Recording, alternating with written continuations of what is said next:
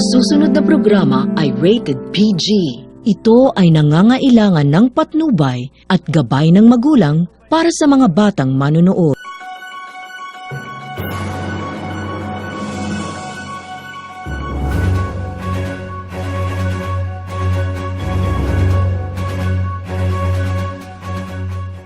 Magandang gabi mga kalalawigan, Sheila Javier Florentino.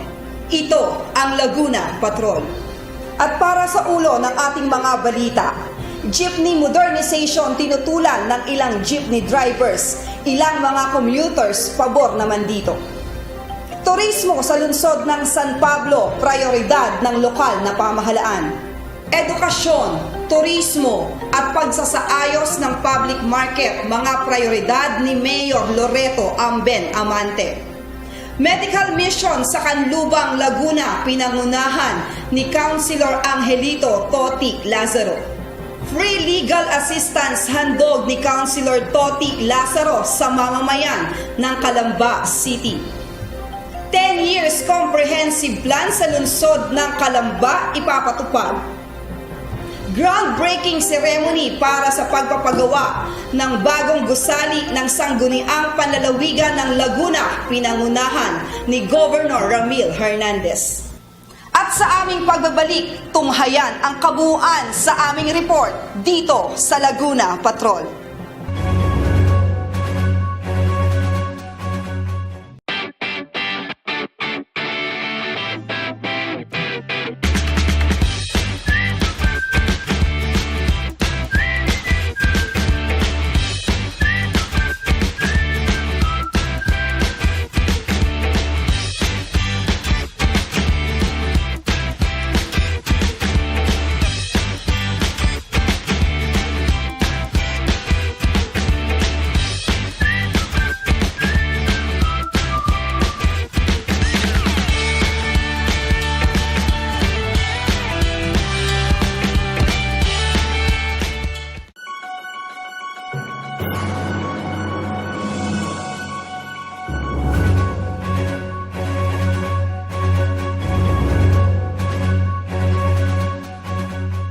Jeepney modernization tinutulan ng ilang jeepney drivers.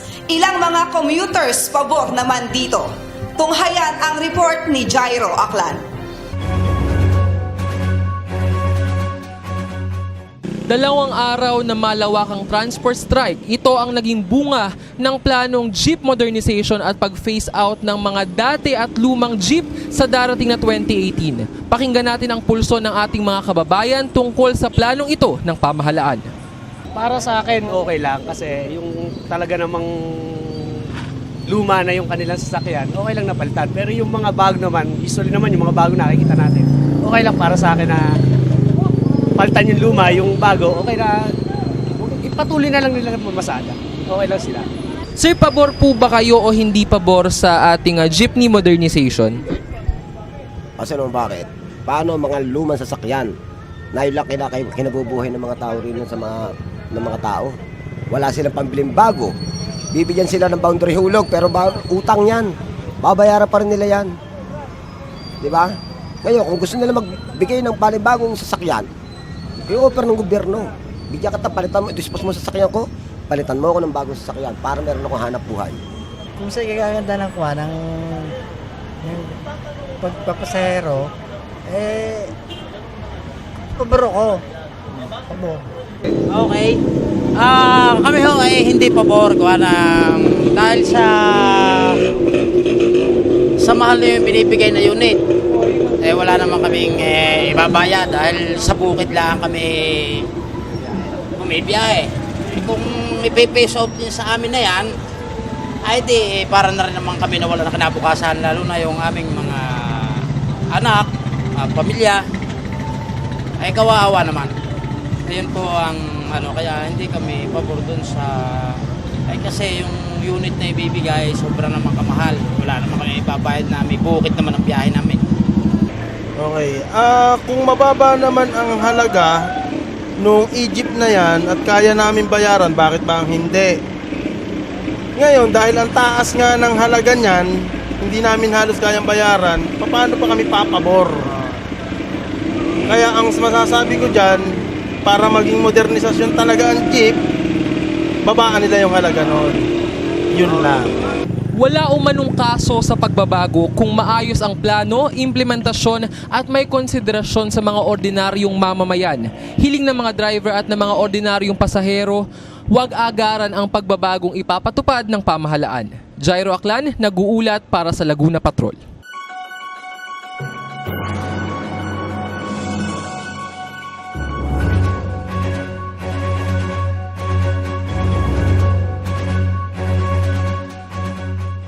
Mga proyektong isa sa katuparan ng City History, Arts, Culture and Tourism Office ng lungsod ng San Pablo para sa pagpapayabong ng turismo sa naturang lungsod. Tunghayan ang report ni Jairo Aklan. Booming at premier eco-family-oriented tourist destination. Ganito kung ilarawan ng City History, Arts, Culture and Tourism Office ang San Pablo City kaakibat ng development plan nito para sa lungsod. Pagpapaganda sa pitong lawa, pagsasaayos ng palengke, pagbabalik ng pre-colonial look ng City Plaza at ng malaking simbahan. Ilan lang ang mga ito sa mga proyektong isa sa katuparan ng City History, Arts, Culture and Tourism Office ng lungsod ng San Pablo sa pagpapayabong ng turismo. Idagdag pa rito ang mga naunang naisagawang mini park sa Sampaloc Lake, green restroom sa Doña Leonira Park, at iba pang proyekto. Puspusan nga ang trabaho ng lokal na pamahalaan upang payabungin ang turismo ng San Pablo sa tulong ng likas na yaman, makasaysayang lugar at destinasyon sa lungsod. Okay sir, pakibahagi po sa atin yung San Pablo City Tourism Development Plan po. Good morning sa inyo. I'm Aristel Alcantara, the Tourism Officer for Promotion, Accreditation, and Research. Ito yung ating Tourism Master Plan. So, meron tayong 5-year plan dito. Ang highlight natin, of course, sa 7 Lakes. But meron din tayong mga specific ibang parts ng tawag namin beyond the 7 Lakes. So, meron tayong short-term goal dito. Ang short-term goal natin dito is mainly number 1 is Sampaloc Lake. Sampaloc Lake being the most visited lake sa San Pablo. By my data sa tourist arrival, ang average visitors niya from within the city and other cities and foreigners ay 25,000 a month. So ito yung ating unang ginawa ng project. Kung makikita niyo yung mini park, yung pakaliwa, then inumpisahan namin yung pakanan. Ito yung inuuna namin. Then kung ano yung atake namin sa development dito, yun din ang attack namin sa susunod sa ibang lakes. Ang isa pang short-term goal namin is itong ating City Plaza. I-declare natin siyang heritage zone. From the cathedral to the Riles sa Bagong Pook, ay babalik natin yung kanyang pre-colonial look. So meron na tayong mga designs by Architect Barter, the previous president of our UAP, San Pablo. Meron tayong mga designs na ginawa dito na lahat ng facade ng buildings and structures within the Rizal Avenue, magiging pre-colonial para as our heritage zone. Ang number 3 po natin na goal ay ang ating pong museo ng San Pablo. So, sadly, nung bagyong Glenda, na-wash out po talaga yung ating museo. It is located at the top of the yung ating old Capitol building na yung bubong, wash out po talaga siya. So we are on the road to recovery pa lang hanggang ngayon. So ayun ang ating short-term goal ng ating Tourism Master Plan. But beyond the 7 Lakes, we are considering sports tourism kasi on the rise yung mga off-road bikers. Nakikipag-coordinate ko sa ating local bikers kasi alam ko merong trail from Balok to Santo Angel. Alam ko din, meron din trail connecting all the 7 lakes. Tapos, ang ating inaano din natin yun yung ating isang pinag-aaral yung ating gastro-tourism, which is mainly food. Kasi madami na tayong restaurant na sikat. Dito, madami din kaming pinopromote na restaurant na sa San Pablo lang makikita. One of our famous dishes ay nawala sa ibang lugar, yung ang kulawo, na yun yung parang pinausukan talong and gata. So, ayun yung ating plans to mention a few. So ngayon, ang ating present projects ay yung sinabi ko sa right ng mini park, right side, going to Iglesia ni Cristo. At tayo din po ang in charge ngayon sa beautification ng ating palengke. As you can see, medyo busy si aking boss. Palagi siyang nasa market. So siya po yung team leader po sa beautification ng ating palengke, headed by our city administrator, former Mayor Vicente Amante, and our present Mayor Ambel Amante. So ang sa kanila, sinabi, pagandahin at maging tourist friendly ang ating palengke. So inuuna natin doon yung ating wet market area, in isdaan, karnihan at saka yung may manok.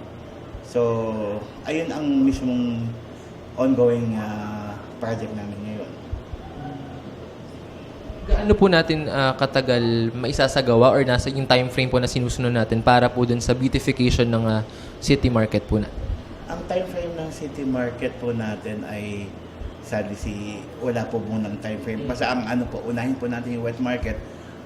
Sana po from wet market to first floor, to second floor, to third floor, na alam ko buong palengke ang ating pagagandahin at gagawin natin itong tourist friendly.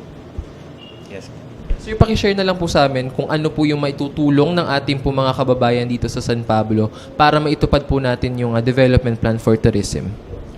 Una-una, napakalakas na tulang social media.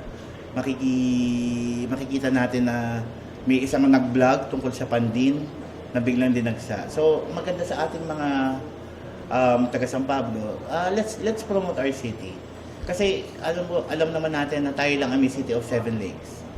So, nakaka-proud sabihin na tayo lang ang may ganyan. Let's promote our city. And doon naman po sa medyo hesitant sa change, na siyempre na-encounter din namin yung mga taong ayaw sa change. Pero change is for the better naman po sa pagpapaganda ng ating city, ng ating tourism industry, at saka para ho sa mga turistang darating. Sir, bukod po doon sa nabanggit natin kaninang parte ng ating development plan, ano po yung pwede nyo maidagdag na future plans, projects na pwedeng maisagawa through the help, of course, and leadership of our tourism office? Yes po. Currently, we are submitting the requirements for a grant from TIESA. Ang TIESA yung nagbigay sa atin itong ating Tourism Info Center at Green Restroom po dito sa Doña Leonila Park. We are submitting projects. Hindi lang ito isa. This is more than 10 projects sa San Pablo worth 1.4 billion pesos. So, medyo yung ating pong head ng project development, si Mrs. Tita Cristina Amante, siya po yung head doon. Bale, kailangan isubmit po natin ngayong by the end of October yon para hopefully mag-grantan po tayo ng 1.4 billion na project. Ang isang highlight po na project dito ay yung ating floating wharf sa Sampaloc Lake. May floating stage, then merong fishing area. Para siyang, imagine mo na parang clover leaf na yung dulo yung bilog yung stage, yung sa tabi ay may mga stores yun sa tabi, yung mga fishing area. Sir, to put an end po sa interview po natin, how do you see the tourism industry dito sa San Pablo in, let's say, 3 to 5 years from now? It's really booming. I can say booming kasi from 2016 to 2017, there's a significant rise in tourist arrival. Noong 2016, tayo ang third place sa day tours arrival sa buong Calabarzon. Number 1 is Santa Rosa, as we know, because of Enchanted Kingdom. Number 2 is Calamba because of their hot springs. Number 3 po tayo, San Pablo. Then, ngayon pong 2017, hopefully, ganun pa din yung makapasok pa din tayo sa top 3. So, I can say it's really booming kasi sa mga projects po namin ngayon sa tourism, hindi lang po turista ang makikinabang, pati taong bayan. Meron magkikreate po tayo ng jobs. Then, yung flow ho ng pera from the tourists, iikot po talaga sa community natin. So, hopefully in 5 years, isa na tayo sa premier, eco, family-oriented tourism site sa buong Calabarzon. Hiling ng pamahalang lokal sa mga San Pablenyo na tulungang ipakilala at ipagmalaki ang mga likas na yaman at natatanging yaman na meron ang lungsod ng Pitong Lawa. Jairo Aklan, nag-uulat para sa Laguna Patrol. Edukasyon, turismo at pagsasaayos ng public market ng lungsod ng San Pablo, prioridad ni Mayor Amben Amante. Narito ang report. Ano po ba yung priority projects ng tanggapan ng inyong pagtanggapan dito po sa lungsod ng San Pablo?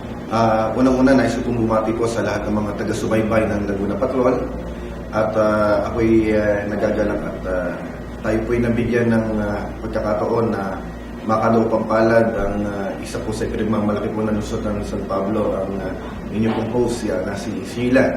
At gayon po, sa bahagi po ng lungsod po ng San Pablo, ang isa po sa mga programa po ng ating pong lokal na pamahalaan ay ang pagpapalago po ng turismo.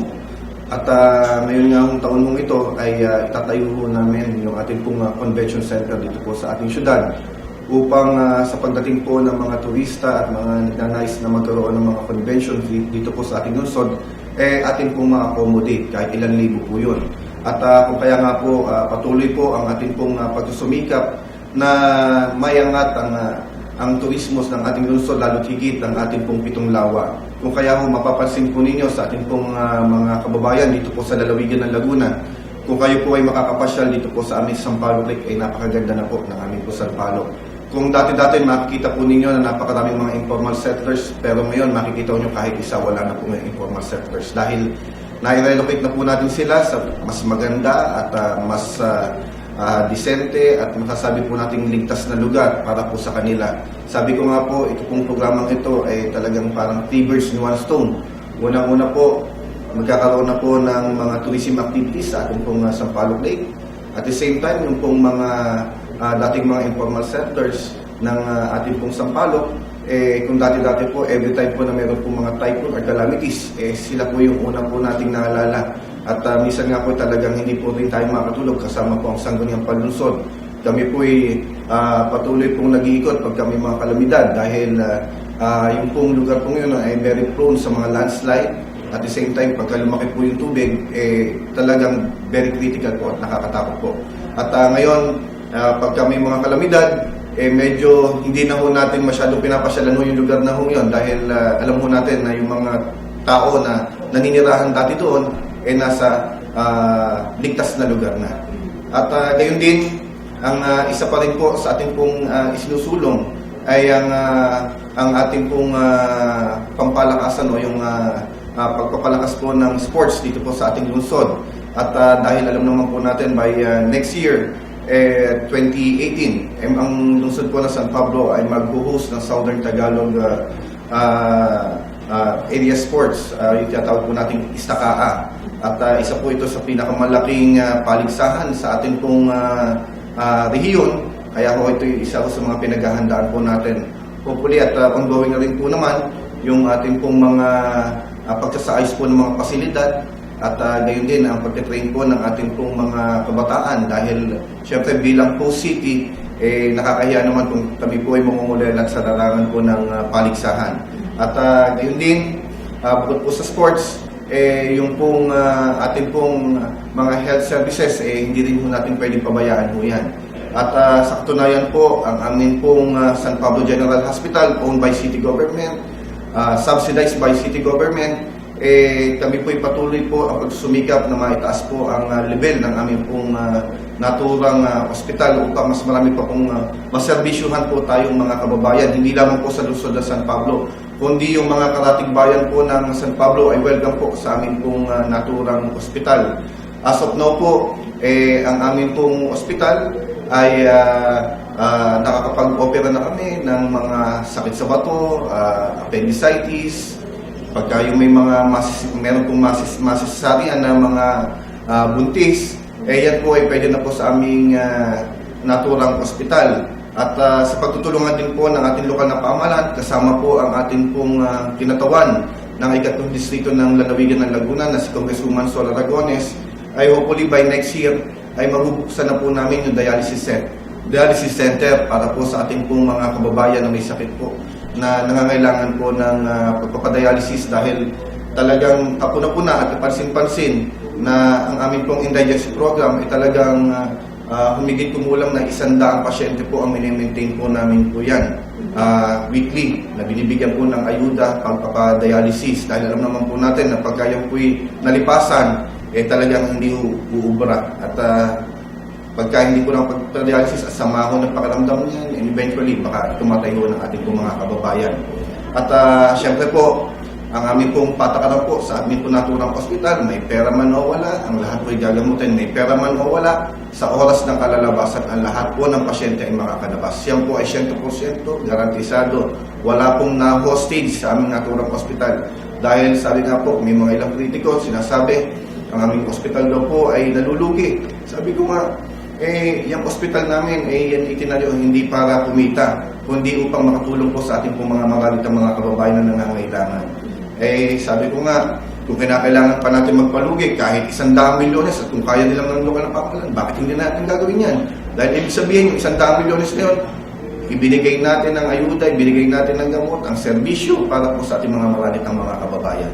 Okay, so Mayor, regarding naman po doon po sa ating education sector, alam ko po na isa po sa mga prioridad po ng inyong tanggapan ay ang papagawa ng mga grade 11 and 12 buildings kasi para po dito sa ating K-12 program ng Department of Education. How do you support this program?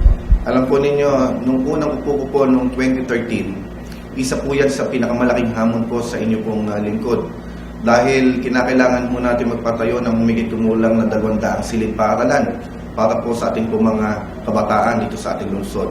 Sa awa po ng Diyos, sa pagtutulungan ng ating lokal na pamahalaan, kasama po ang nasyonal na pamahalaan, talagang natugunan po natin yung mga pangangailangan pong yun. Sa katunayan po talagang sobra-sobra ho ang silid-paaralan dito po sa ating lungsod.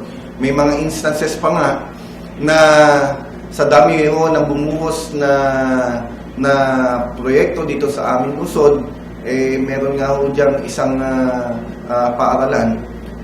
Kung yung sa Kamaynilaan sila ho ay talagang siksikan at minsan pinagmamalaki nila 1:1 ho ang libro. Aba, tingin ko dito sa San Pablo kulang na sabihin ho namin, bawat estudyante 1:1 ang silid-paaralan.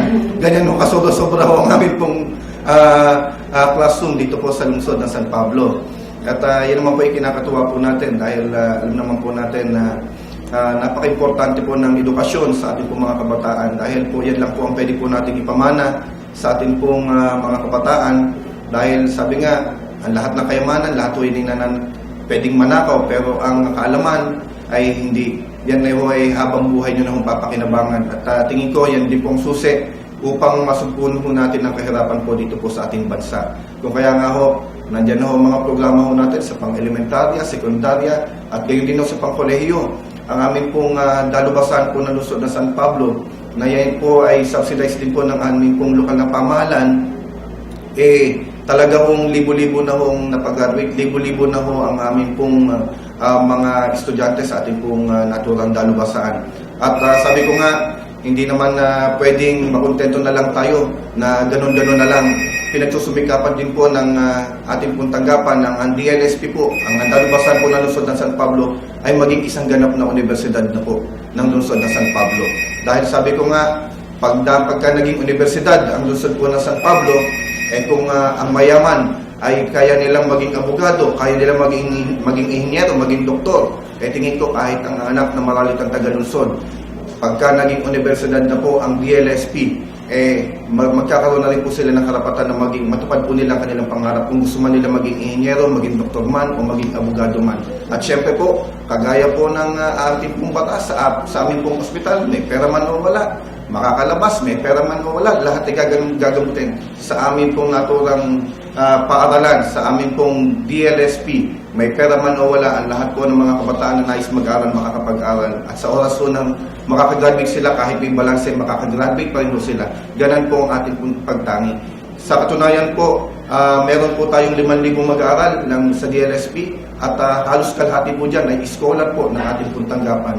Dahil sabi nga po natin, yan lang ang pwedeng at napakagandang investment po ng ating gobyerno para po sa ating pong bansa. Ang mabigyan ng magandang edukasyon, quality education ang bawat kabataan po dito sa ating lungsod. Okay, and about meron po yata tayong bagong proyekto ngayon sa ating mga palengke. So, I think kapartner niyo ang Department of Trade ang tanggapan ng tourism dito sa San Pablo. Oo, sa katunayan, isa yan sa pinakamalaking hamon din po sa ating pong lingkod dahil alam naman po natin na talagang madami rin po tayong mga hindi disiplinadong mga kababayan na tingin ko, sabi ko nga, itong pagpasok po ng ating pong Pangulong Rodrigo Roa Duterte na talagang isinusulong niya ang disiplina sa bawat isa, yan na rin po ang ating pong ipinapatupad sa ating naturang pamilihang bayan. At sabi ko nga, sa kanila, ating suportahan po ang mga programa po natin dahil wala naman po akong hinangad na masama, wala po akong hinangad na mawalan po ng hanap buhay. Ang gusto lang po natin ay maayos ang ating pamilihang bayan upang makinabang din po sila bilang mga namumuhunan at gayon din ang ating pong mga mamimili maging kaaya-aya, maging maayos po ang kanilang pamimili pagka sila po nagtungo sa ating pamilihang bayan. At sa katunayan po ay ongoing na po ang ating pong pakikipagdialogo sa lahat po ng ating pong mga sektor at lalo tigit sa mga fish section at meat section dahil yan po yung mga talagang pinaka-critical areas po ng ating pong public market. At sabi ko nga sa kanila, kami po yung maglalakbay-aran sa Parting Norte dahil meron po tayong isa sa mga bine-benchmark doon na lugar na tingin mo namin ay aakma dito po sa aming pong palengke upang maging modelo ng ating pong pamilihang bayan upang gayahin nila, makita nila kung gaano kalinis, kaayos at tingin ko naman ay pagka nakita nila yon siguro sila magugulat din at sasabihin nila, ito na rin ang gagawin natin sa ating pamilihang bayan. At sabi ko nga, ang city government naman willing gumastos na maisaayos sa lahat ng mga stalls, willing maisaayos sa mga drainage, willing gumastos doon po sa ating pong mga water system upang maging kaaya-aya lamang sa ating pong mga mamimili. Kaya din po, matulungan din po ang ating pong mga investor na kumita ng mas malaki. At syempre, alam naman po natin, sa larangan din po ng turismo, pagka ikaw ay dayo sa isang lugar, ang una mong tatanungin, saan ba ang palengke? Pwede bang pumunta sa palengke? Ano bang mabibili sa palengke? Kaya yan po ang isa din po sa mga pinagtutunan po natin ng pansin. Maraming salamat po. Maraming salamat din, Sheila. At syempre, sa mga kalalawigan namin, again, mabuhay po lalawigan ng Laguna, mabuhay po sa San Pablo.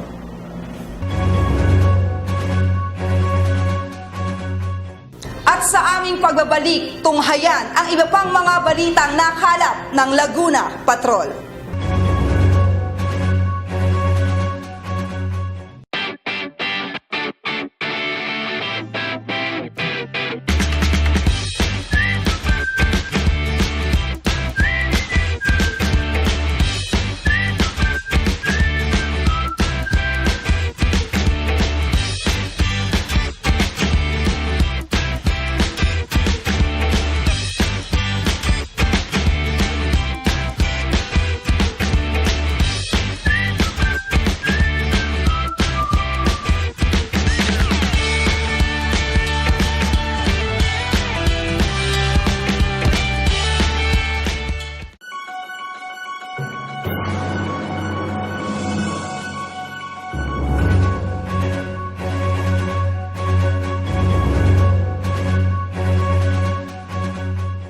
Buwan ng medical mission handog ni Councilor Attorney Toti Lazaro sa mamamayan ng Calamba City.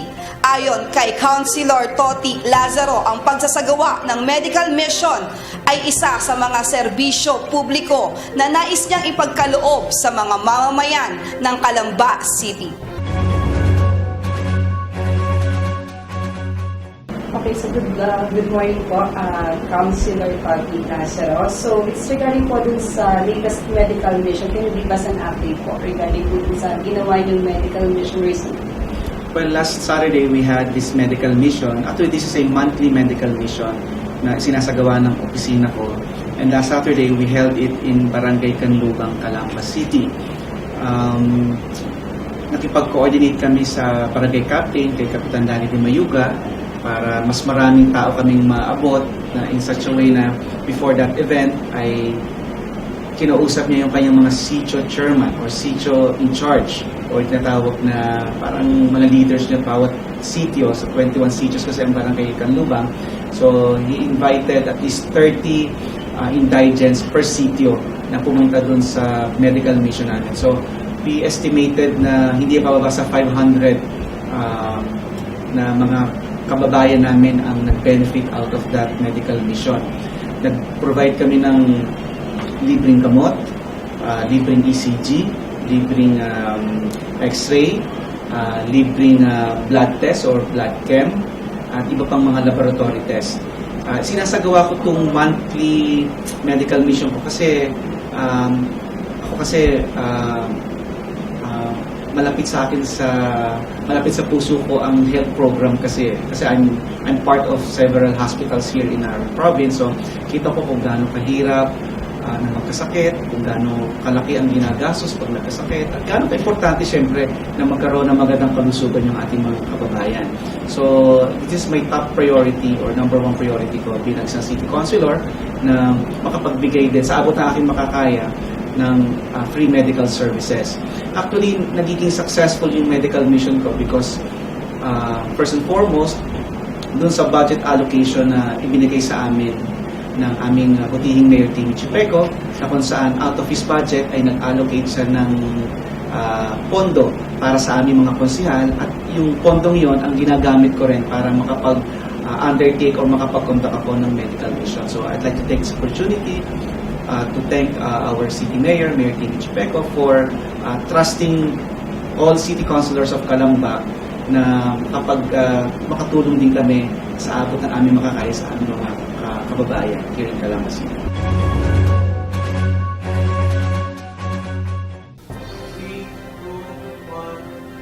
Premier City of Growth, Premier City of Leisure, National Historical Pride, iyan ang pinananatiling imahe ng lungsod ng Calamba. Investment Code ipapatupad para sa employment generation. Narito ang panayam kay Vice Mayor Ross Rizal ng Calamba City.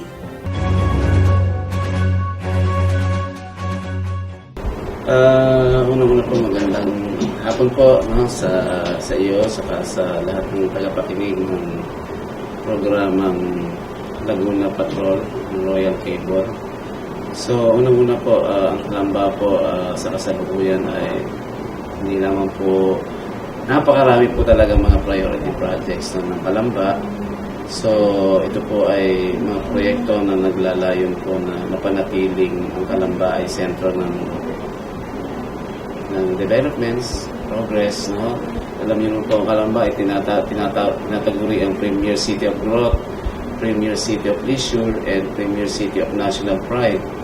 Growth kasi nandito po lahat ng ating mga industriya, no? Mga developments. Leisure dahil makikita po dito ang napakaraming mga resorts, no? Therapeutic resorts na nagkikater po sa ating mga kabayan at mga karatig bayan. At siyempre po, of national pride sa dito pinanganak ang ating pambansang bayani. So, bilang mapanatili po yung tinatawag nating Premier City of Growth, pinapapatuloy po ng city government ang tinatawag nating pagkakaroon ng protection sa ating mga investors sa pamamagitan po ng investment code. So, nagaganyak po tayo ng mga investors pa rin po sa pamamagitan po ng magpatayo sila ng mga negosyo nila dito, pero may incentives na ibibigay po sa kanila, no? Na makakatulong po sa kanila, at the same time makakatulong din po sa city para put up sila ng mga negosyo at makapag-generate ng employment para sa ating mga kababayan, at the same time makapag-generate din po ng revenues para sa iba't ibang programs and projects ng city. So, nandyan po, no, isa rin po yung tinatawag nating alam niyo po ang Calamba, napakaunlad po sa kasalod. So, makikita po natin na medyo lumuluba po yung traffic situation. But, ginagawan po yan ng paraan. So, bukas na po ang ating Bukal to Milagrosa Bypass Road na malaking tulong po yan para maibsan ng traffic. So, sooner or later po, at nabigyan na po namin ng pondo yan, na-aprobahan na po ng Sangguniang Panglusod ang pagpapagawa ng San Jose to Bukal Diversion Road. napakalaking proyekto po nito. So, ating po mga taga-applya, taga-bayan, taga-crossing, hindi na po kailangan pumunta pa dito sa Halang Bukal Pansor, kundi doon na sila dadaan. At malaking developments po yan dito sa Calamba. So more roads, i-develop din po ang tinatawag nating LTO road. Yan po ay dito sa LTO. Ayusin po yan, paluluwagin at lalabas na po yan sa Real. Kasi yung Real po ay gagawin din po crossing area din po yan. Para mas marami pong daan. So sa upland din po, sa upland area po ng Calamba, alam niyo po napakadaming naninirahan na rin po dyan. So mga bagong kalsada rin po ang gagawin dyan. So pagdating naman po sa tinatawag nating road widening, tuloy-tuloy po yan. Sa kasalukuyan po,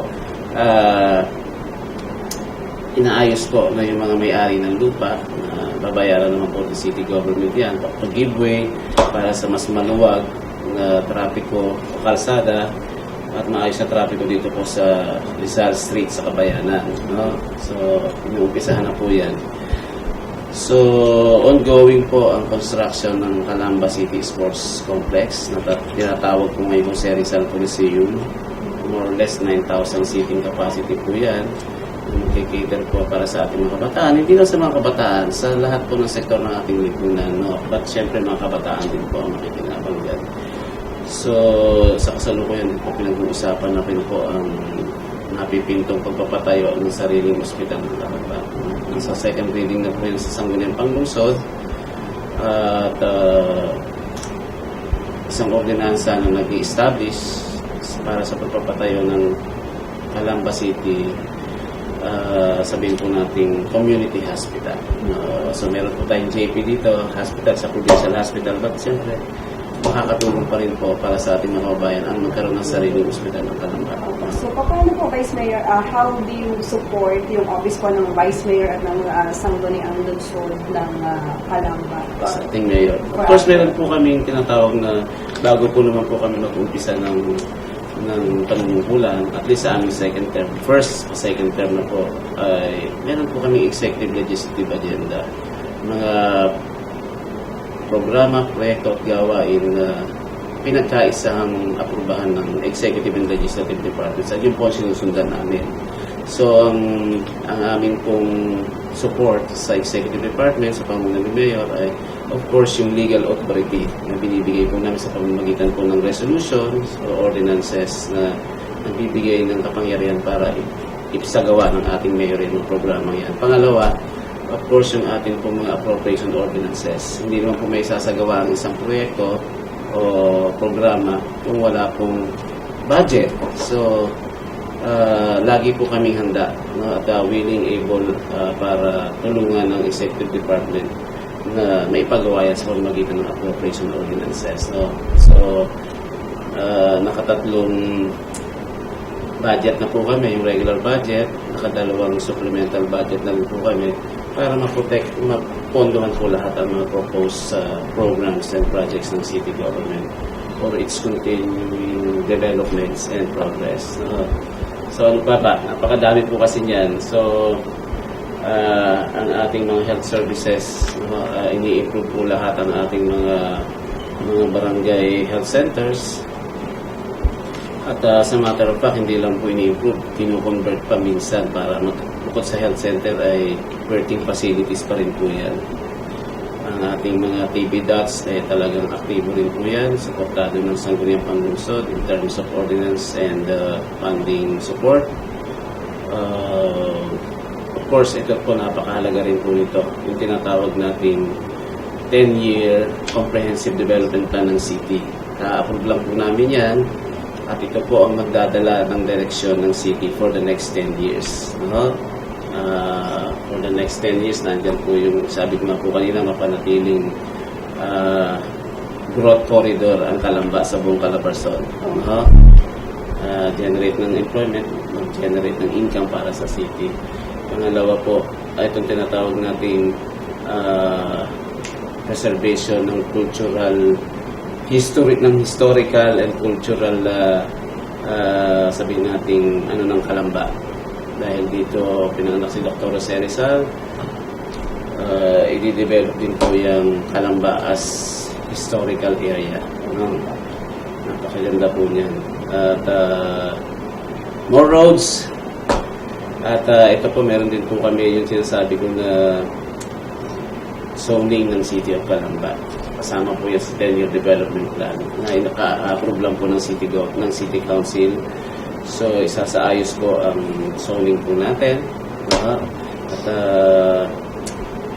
ang agricultural area po natin ay protected. 1,400 hectares po ang agricultural land ng Calamba. Of course, kailangan din po kung merong massive developments, pero dapat meron tayong agricultural productivity para sa ating mga babayan. So, protected po yan. So, rest assured po na for the next 10 years, wala pong gagawing mga reclassification or conversion ng ating mga agricultural lands. Kasi kailangan natin ay pagkain din. So, yan po, no? Ginagawa po nating balanse ang ating developments.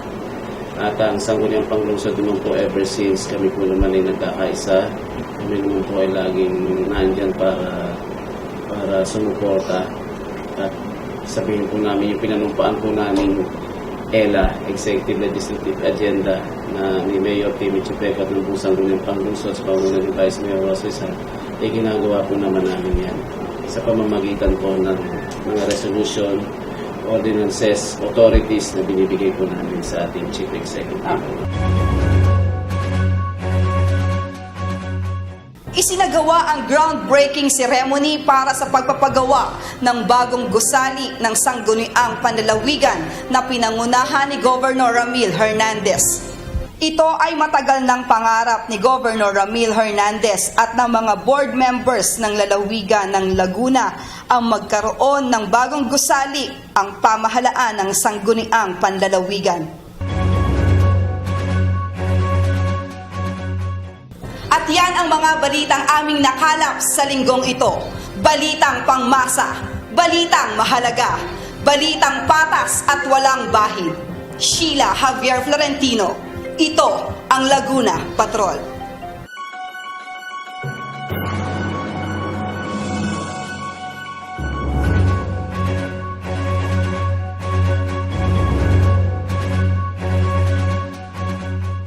Sa mga kapwa ko kalalawigan dito sa Laguna, ating pong subaybayan ang Laguna Patrol dahil dito po natin matutunghayan ang mga balita at mga impormasyon na talaga naman kapaki-pakinabang sa bawat mamamayan.